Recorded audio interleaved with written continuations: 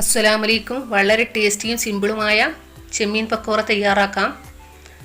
1/4 kilo ചെമ്മീൻ വൃത്തിയാക്കിയത്, അതിലേക്ക് 1 teaspoon മുളക് പൊടി, 1/4 ടീസ്പൂൺ മഞ്ഞൾപ്പൊടി, ഇച്ചിരി ചെറുനാരങ്ങ പിഴിഞ്ഞതും, ആവശ്യത്തിന് ഉപ്പും, ഇഞ്ചി വെളുത്തുള്ളി പേസ്റ്റ് ഇട്ട് നന്നായി കുഴച്ചെടുക്കുക. ടൂത്ത് പിക്ക് കൊണ്ട് ചെമ്മീൻ കുത്തിക്കൊടുക്കുക. ഇതുപോലെ ബാക്കിയെല്ലാം ചെയ്ത് 1/4 മണിക്കൂർ ഫ്രീസറിൽ വെച്ച് കൊടുക്കുക. 2 മുട്ടയും ഇച്ചിരി ഉപ്പും 1/2 ടീസ്പൂൺ കുരുമുളകും ഇട്ട് നന്നായി മിക്സാക്കുക. ബ്രെഡ് പൊടിച്ചതിൽ കുറച്ച് മൈദയും ഇട്ട് മിക്സാക്കി കൊടുക്കുക.